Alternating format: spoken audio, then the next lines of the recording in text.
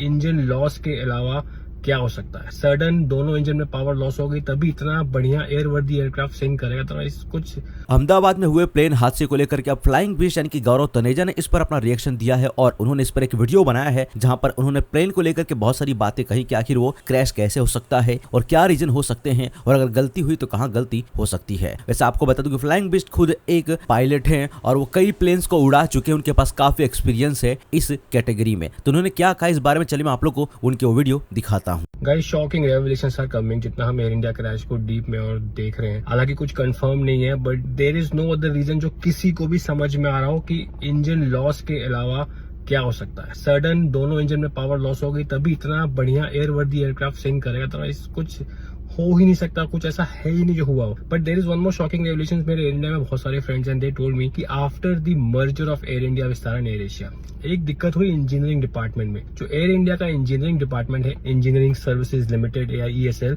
उनका मर्जर नहीं हुआ, उनका प्राइवेटाइजेशन नहीं हुआ, वो अभी भी PSU है। बहुत लोगों की उसमें सैलरी शायद इंक्रीज नहीं हुई, कुछ नहीं हुआ। तो दे वर लाइक यार हमें भी प्राइवेटाइज कर दो। और वो जब तक नहीं हो रहा था उनका एटीट्यूड थोड़ा अलग था, और ये मुझे आज ही एयर इंडिया के बहुत सारे पायलट्स ने बताया। And which is shocking, engineering department is a integral part of N airline. तो बहुत लोगों ने कहा कि इंजीनियरिंग के बारे में ऐसा चलता है, जैसा काम कर रहा था कि हाँ till the status on that ECAM or on the flight computer is okay, they're like हम फ्लाइट को पास कर देंगे, क्लियर कर देंगे, हमारी जिम्मेदारी। जो AIESL है, engineering department of Air India, काम कर रहा था। हार्ड टू से क्या हुआ है, but both engines failing right after take off. जब एयरक्राफ्ट इंजीनियर्स ने उसको क्लियर कर दिया फ्लाई करने के लिए, फुल पावर डाली गई, एयरक्राफ्ट ने रिस्पॉन्ड किया, टेक ऑफ किया, 200 300 400 फीट पे जाके दोनों इंजन बंद। कोई सोच भी नहीं सकता एक इंजन फेल होगा, ठीक है, हमें इसकी ट्रेनिंग दी जाती है। एयरबस ने खुद ही कहा है कि the probability of both engine failing is so nil कि हम पायलट्स को इसके लिए ट्रेनिंग ही नहीं देंगे। और ये हो गया 600 फीट फ्रॉम द ग्राउंड, सामने बिल्डिंग्स है, पूरा शहर है। वेयर विल यू गो?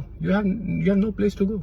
तो फ्लाइंग बिस्ट ने यहाँ पर बताया कि प्लेन में 2 इंजन होते हैं और अगर एक बंद होता है तो एक काम करता ही रहता है, लेकिन दोनों इंजन अगर बंद होते हैं तो कहीं ना कहीं ये बड़ी मिस्टेक हुई है। और ये मिस्टेक हुई होगी एयर इंडिया के मैनेजमेंट वालों से, एयर इंडिया के देख रेख करने वालों से। तो इस पर अभी जांच पड़ताल होगी और कौन दोषी है, किसकी वजह से सब कुछ हुआ है, वो जल्दी पता चलेगा। बाकी यहाँ पर फ्लाइंग बिस्ट ने जो कुछ कहा उसको लेकर के आपके क्या ओपिनियन है, आप उस पर क्या कहना चाहोगे, उस पर आप लोग आपकी राय हमें कमेंट में जरूर बताइएगा। फिलहाल इस वीडियो में इतना ही, मिलते हैं नेक्स्ट वीडियो में।